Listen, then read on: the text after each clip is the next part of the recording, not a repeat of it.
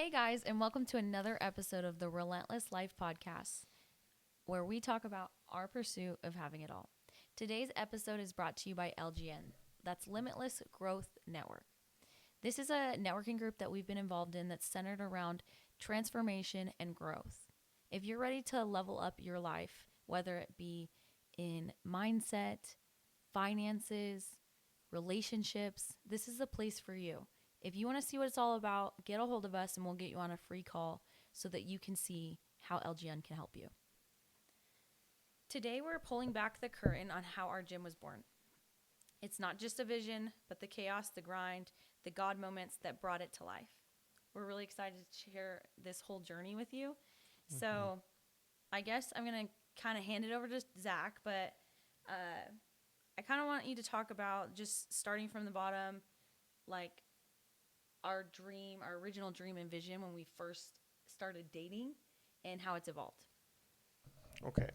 So when we first started dating, I don't even know if we had met in person yet.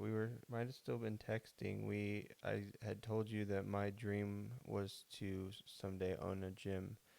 And back then I wanted to own like an old school, like clanging and banging bodybuilder gym, like just free weights and all that. But and it kind of evolved, so we started CrossFit. Like fast forward, we've been together a little while. How long have we been together when we started CrossFit? Well, let's backtrack a little bit. So we got pregnant very early on, and so we started going to Club Northwest. Yes, which in is Grants like Pass. a kind of Globo gym. They have a spa, this really cool gym. They have like a weird functional fitness area. They have a kids area. It's just, they have a cafe, just this really cool gym. And we would sit there and dream. It's like a wellness center. They had spas and like lounge. It was cool. It's really cool. Anybody in Grants Pass, you know. Yeah. And we would sit there and dream. And I had done CrossFit before and I loved it. And I told Zach, I'm like, or I would do workouts with Zach. I'd be big old pregnant in there. And I'd run him through like lifting workouts. And I barely knew what I was doing, but I just remembered workouts that I had got put through at some of the old gyms I had gone to. And he would always kind of make fun of CrossFit. But at the time, we couldn't really afford it. I was in beauty school. He wasn't working like a job that I think, what did you make? Like $1,000 every 2 weeks or something? Yeah, Yeah, like $1,000 every 2 weeks. And we did not, I already had 3 kids. We're a blended family. I was pregnant with Hadley. And so it was just like a funny time to look back on. But we would sit in this big old multi-million-dollar gym and just be like, someday we're going to own this. Mm-hmm. And so then we couldn't even afford a membership there. We had to use like you got a discount for having state insurance. Yeah, we were on Medicaid. Is it Medicaid or Medicare? Medicaid, right? I think so. Yeah, we were on Medicaid, and they paid our gym membership. So we'd go there and just act like we were like rich or something, hang out with all the ballers, and we were just like poor, just dreaming away. But then we started at CrossFit GP, so you can kind of talk about how I talked you into going to CrossFit. Yeah, she finally talked me into it. I was like, okay. And then we went. I think the first day I went was Karen. It was 150 wall balls for time. My legs were shot for probably a week after that. And I don't know why I went back, but I did. And we kind of both fell in love with CrossFit at the time and went there until we moved to Washington and went to Untamed. You're kind of missing. So we actually moved to Washington with the intent to open a gym. Yeah, that was always in the back of our mind. Well, it wasn't even in the back of our mind. So at the time, my dad had, because my dad's always been the type that is like willing to help me invest, or if he has the means to in the moment. And so he was like, like, get it together and we'll figure it out. Like we'll start this gym. And so we were moving to Washington with this intention of starting a gym. But we kind of got roped into CrossFit Untamed. Yeah. And we loved the community there. It felt like almost betrayal or something to start our own gym. And so we just kind of pushed that out of our heads. And at the time, I was still doing eyelash extensions. I was an esthetician. And Zach was doing construction, prevailing wage government jobs, right? Mhm. Very good money. Yeah. So then we got stuck in the comfort of that. And so we're like, meh, we don't really need to, oops. We don't really need to get out of our comfort zone. Zach's making 50 something dollars an hour. And in our marriage, we had never really made that kind of money. Yeah. It was like, it was weird. Yeah. It was so much money. Looking back, like it's a lot of money, but in the grand scheme of things, it's not like crazy amount of money. But for me, it felt like it. For us, it felt like a lot. Like coming from a job where he's making under $20 an hour and then going to this job where he's making like $54 an hour. It was like, oh my gosh. Mhm. And then the pandemic hit. I made it. We made it until I think April 2020. They Is kept when you us got working laid as long off. as they could. Yeah, we were working, and then so they considered us essential for a while because we were building a school, and then finally it was like more and more guys were getting laid off the job weekly, and I made it for a while, and then it's like, no, we're just gonna shut down. And luckily, we were making so much money that we had put a lot away, so we weren't really too worried about bills and stuff at And that our time. mindsets back then were kind of silly because we were like, oh, awesome, we have money to live.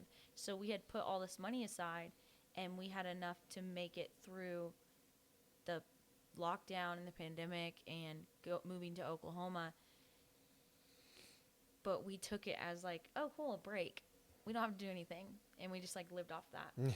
And then eventually he got unemployment and we lived off that for a while. And it was just like, we didn't have that mentality. It was like we could have used that time to like grind and hustle and build our dreams. And we just never, I don't know. It just, we weren't No, those people yet. no. We had the garage gym in Washington while during the COVID. So you were working out. I wasn't Oh, really. yeah, I guess we missed that. So Yeah. during COVID, the lockdown happened. The lockdown happened, and me and another coach from CrossFit Untamed, we asked the owner, like, hey, can we please keep training at the gym? Is that going to be okay? She said yes. Well, one of the members saw us and was not very happy about that. So she was like, you guys can't train at the gym anymore. And so he's like one of my best friends. Um, him and I were like, okay, well, all the stores are closing down today. What do we do? And he was like, okay, like we have to go to Dick's Sporting Goods. Like that's the only place you can get anything. So we went to Dick's Sporting Goods. We went. Everybody was just grabbing every piece of workout equipment. It was crazy, and I literally sat on. There was one squat rack and barbell left, and I sat and like held everything in my hands so that nobody could come grab it until my uh, friend went and got. I don't know. He needed to get the person to come and like get it for us or something. And so we got that. We split it. And then we started going. Tractor Supply stayed open because they were essential. So we started getting mats. Zach Lowe's or Home Depot stayed open. So Zach made me a lifting platform. Then he made me a pull-up rig.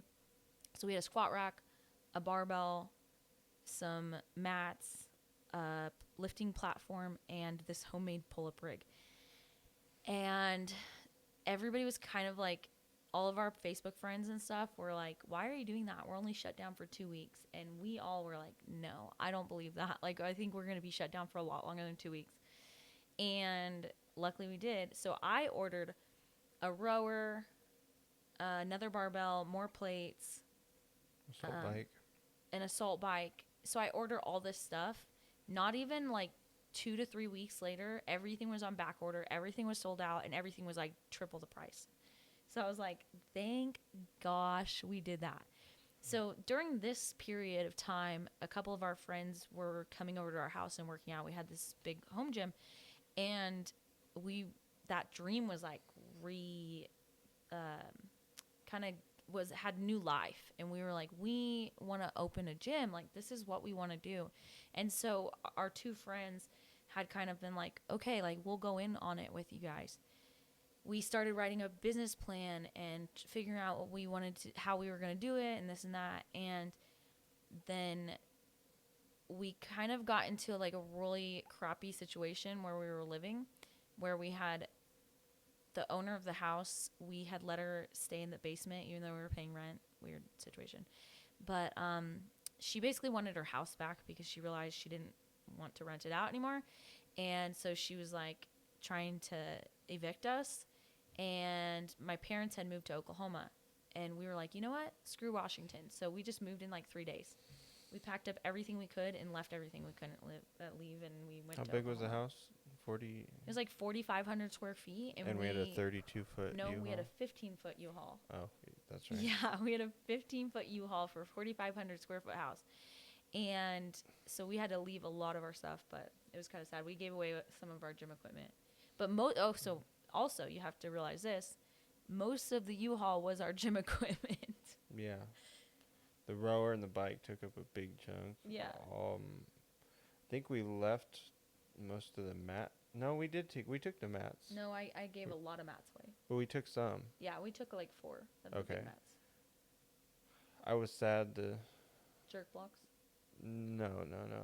The pull-up rig I built you. Oh, yeah. We had to leave that. Yeah. Yeah, sad day. But anyways, so... Sorry, I'm just trying to keep us on track. Mm-hmm. So we get to Oklahoma, and we're like, we're going to open a gym. And Oklahoma has a CrossFit gym. Well, OKC area has a CrossFit gym on every corner. The community is so awesome there. It's so very competitive. big thing there. Yeah. And so we quickly realized, like, I don't know if a gym would thrive here. There's already so many big dogs. Like, we just didn't believe in it at that point. So we, again, let the dream die. And then, you want to talk about Clovis? Yeah, so we, her parents had moved here to Clovis in, early 2023?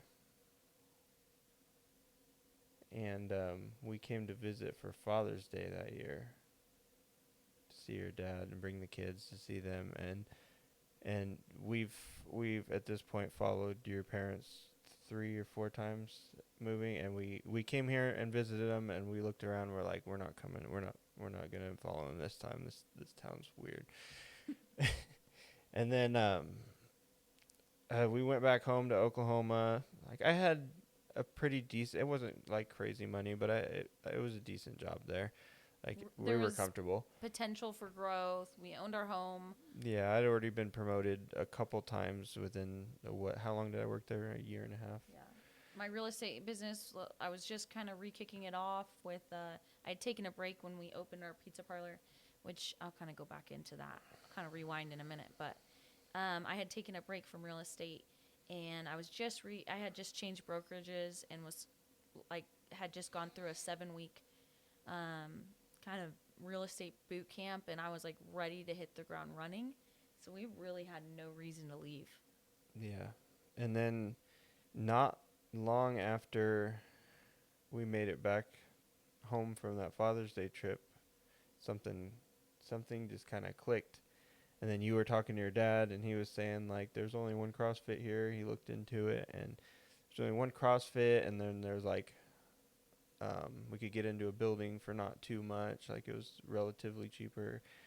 And then, like Destiny always says, we had a sense of resolve in Oklahoma. Like, we had a good life there, but we felt like we were done. God was calling us here. And I was pretty reluctant about it at first. I didn't want to. But I think once we came back and I said it, and then you were just like, okay. Like, it was yeah. just like... it really felt like we were done in Oklahoma. Like there was nowhere else to, there was no box to check, there was no door to open. Like everything was tied up and good to go. Mm-hmm. And I think the when we started really considering it, I think June, July, right? Yeah. Yeah, definitely. And then in end of July, maybe ish, um, one of our friends, Jim, was going out of business. He was selling all his equipment. Yeah, Well, that was he like the actually. final straw where like boom. What's really interesting is he did not advertise that he was selling the equipment. He just said that they were moving, they were shutting down the gym, they were gonna miss everybody, this and that. And something in me was just like, I'm gonna just hit him up and ask him, because like we were already pricing out equipment, this and that. And so I asked him, hey, are you selling any of your equipment? He sent me his inventory. We got probably, I have the numbers somewhere, but probably somewhere around like $20,000 worth of stuff for like 10 grand.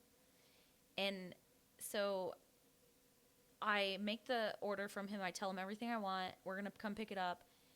We're getting a loan for it because at the time we had no money put away, nothing. I mean, yeah, we weren't like, we were okay, comfortable. All of our bills were paid, but we were not saving. We didn't have $10,000 laying around basically. Mm-hmm. The loan falls through and I'm like, oh my gosh, I don't know what I'm going to do. And we had one credit card with $8,000, and then we had another $2,000 that we were able to give him. So we send him the $8,000 on our credit card, give him the other $2,000, and we get that equipment. Mm-hmm. Yeah. Yep. So that was kind of like, oh shoot, this is really gonna happen now. Yeah. And the what we bought from him was basically enough to get us started. Like we could hold classes with it. It was the flooring, the rig, barbells. No, we still needed quite a bit of stuff. Oh, okay. Yeah, because I think we got flooring. We got all of our flooring, which was almost exactly the flooring for. I think we had like 5 mats left Yeah. for the gym, which was crazy to us because we were like, oh my gosh, like Yeah. it fit in there almost perfect. The rig, some wall balls, the sleds, all of our bikes, Mm-hmm. The rowers. the 2 rowers. Mm-hmm. So anyways, there was quite a bit of stuff, some barbells, but it wasn't like crazy amount of stuff. It was really a starter pack. It was enough to get us started. So then we get all that stuff. I move out here first, and then with the kids, Zach finished out 2 weeks at work, and then they had to bring all of the equipment. We had to move. If you've ever moved horse stall mats, they're like 100 pounds a piece. Mm. And my poor husband and my friend had to pack them into the U-Haul, and then we had to unpack them out of the U-Haul, and then we had to pack them onto a trailer, and then we had to put them into the gym. And that was probably one of the hardest things that we did in the whole gym build. It was so difficult. We had no help. It was just me and Zach. We had to work 14 to 16 hour days for months to get that gym just in a place where we could open. It was insane. Yeah. It was a lot. Yeah. I mean, it was crazy. So the gym used to be a auto-hailed like dent repair, and they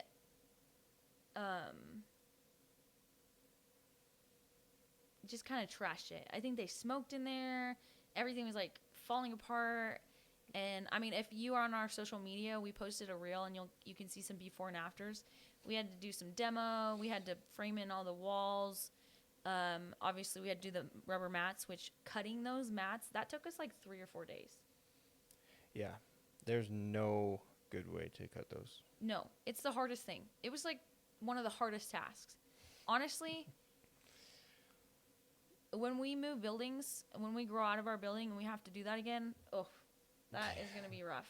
Hopefully we have our members to help us with that. But yeah, I mean, like, we really just, like, brought it to life, and it was just Zach and I. Like, that was the crazy part. I think one time Michael came and helped us. Yeah. Um, For a few days. For a couple days, helping us frame in the walls. But other than that, it was just Zach and I, like, busting our butt. And one thing about me and Zach is that we will work hard. You give us a task, we will get it done. And I think that's something, like, I've always been so proud of us, like, Yeah. especially with the gym, because it was like we built it from the ground up. Like, this is ours, you know? Like, we finally made it happen. And we're still building it. It's not like end all be all. It's not our final vision and dream. And I think sometimes, I think Spencer told me this the other day, it's like, I want this big vision. And he's been really helping me. Spencer's one of our mentors. He's been helping me, like, recenter that, like, okay, I just need to, like, focus on this. Build it here, build it here, build it here, build it here. And eventually that's going to get. You're looking at like 20 steps ahead. He's telling you to look at the next step right here. Exactly. So. Yeah, we could definitely always use help with that. Yeah. Oh, yeah, because I'm a big picture person. I'm looking at, like, oh, like, this is my dream. Like, is this going to get to the dream? Is this going to get to the dream? But it's like, well, focus on this little part of the picture and make it super clear, you know? And then we'll focus on this picture. And we can actually paint the whole picture little by little instead of just being like, I need to get there. But something we kind of skipped over, but I want to talk about the waiting season. So when we first were really, like, getting serious, we were moved in together.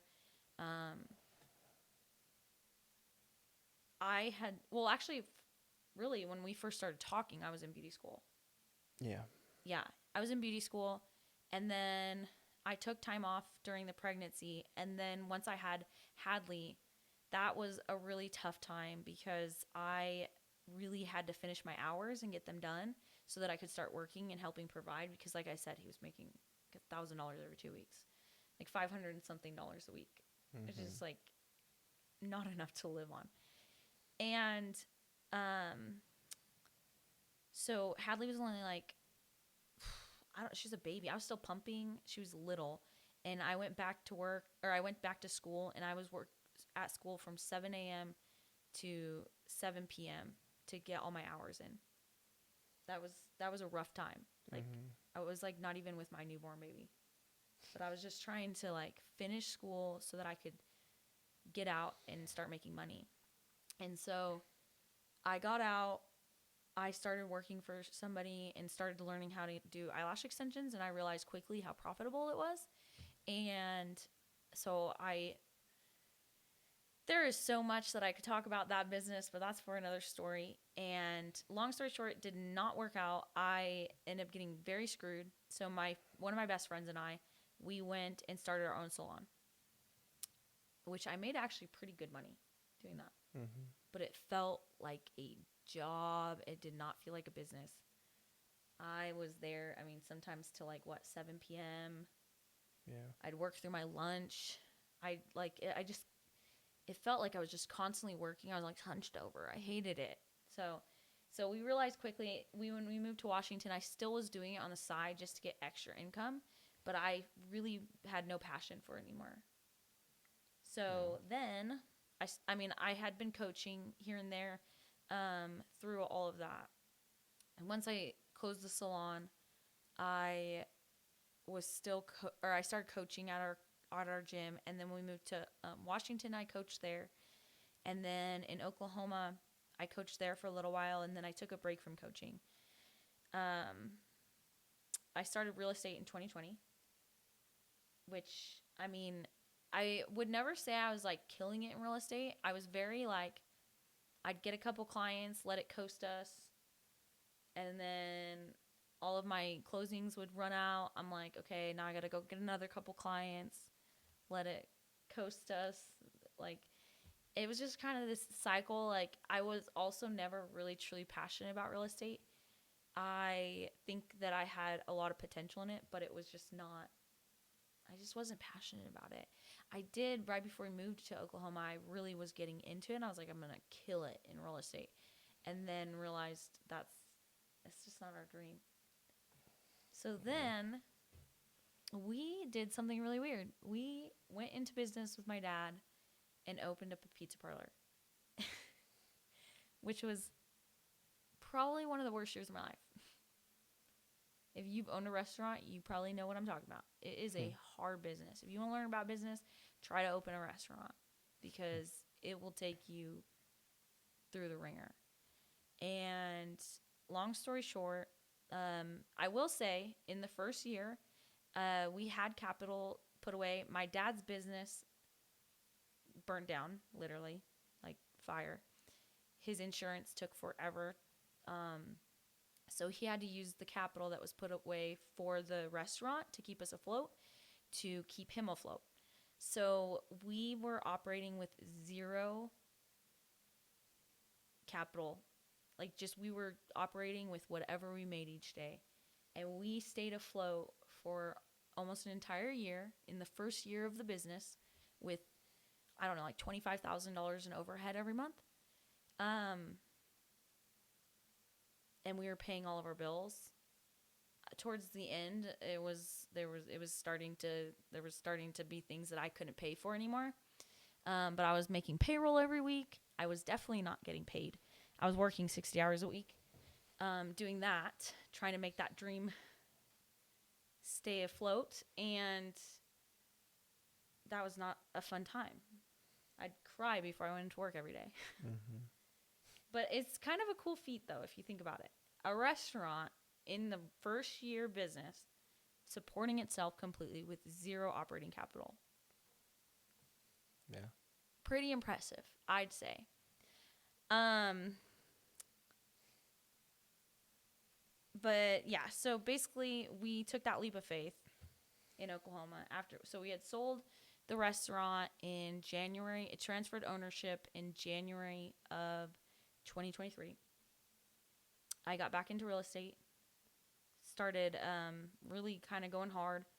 And then by June or July is when we decided we're going to move to Clovis. We put on our house on the market in, I think we didn't put it on the market until August, huh? Yeah. No, we were working on it. I was there every day after work, 'cause we had already moved out of it, Yeah.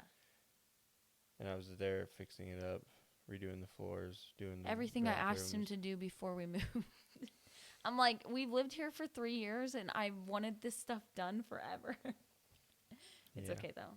That's the worst part when you're getting it ready for someone else to live in and you're like, oh, this is everything I ever wanted done to this house. Yeah. But it's okay. So then we put that on the market. Our house, we moved here in August. Zach got here in September. Our house did not sell until what, January? I think it closed January 12th. Mhm. So we were here. We moved into a one bedroom, one bathroom apartment in my parents' barn.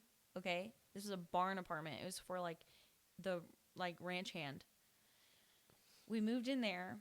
Our daughter lived with us in there, and then the other kids would sleep in the living room. And they had a bedroom here in the house of my parents' house. I say here because we moved into this house after they left.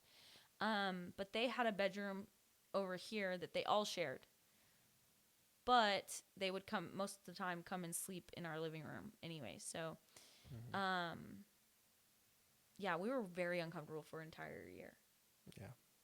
It was rough. But like we just made it happen, you know? And Mhm. we had no money to live on. I mean, there's times where it's like, okay, we need $2,500 for this month to keep us afloat, and it was like, boom, a loan check would come in and be like, you're approved for $2,400, and it was like, okay, cash it, here we go. Like, and I mean, we're still kind of paying for that, but Yeah. It got us through though. yeah, because it's Got like it. 200% interest. Yeah. But so, oh, and then there was a building that we were gonna get originally. You want to talk about that building? Oh, the first building we Yeah. looked at. Yeah, that was a it was a former strip club. Um, there's still a stage in there. I don't remember if the pole was up or I don't not. think the pole Okay, was, so they but there's taken the still pole out, stage. but there's the bar was still in there. The stage was in there. They had booths upstairs, like the private booths and everything. And at first we were like a little bit, but then we like kind of wrapped our heads around it, and we were like had all these plans because it had like we would have been able to have locker rooms and like a The pretty cool building kids was room and stuff. much bigger than our building is, but the way it was set up, the gym space would have been smaller, Yeah. which our gym space is already not that big. So And I think the first time we looked at it was just with the realtor, and then the second time we looked at it, the owner came, and he's like, "Oh, why do you need the stage taken out? You can use that, can't you? Or why do you need the?" They had like the vanities still in the back room. Like, you guys could use those. Like, no, we don't. We want that out. And then, So the deal fell apart. He basically said, "I don't believe in your guys' vision for this building," but it yeah, really came down to he didn't want to do the work. yeah. So we thought that was a little silly. We're like, okay. Well, and also there's like broken pipes with water pouring in it. The one of the rooms, like the carpet was all molded, and yeah, it was a blessing that it didn't work out. Yeah, and our landlord now is awesome. Yeah. He has helped us tremendously and just been an awesome person in our life. So I'm Yeah. grateful that truly God has kind of steered us in every direction avenue we needed to go down. So Yeah, I'm 100%. yeah. I feel like we kind of missed a lot cuz we were just chatting, but honestly, the gym was a wild ride. Like, we didn't have really a lot of money when we got our house money. We had to pay. We actually paid off the $10,000 credit card that we had paid for that paid for the equipment, and then We found an auction of a CrossFit gym going out of town or out of business in Texas, and so we got like $3,500 worth of equipment there, and then we bought the rest brand new, and so,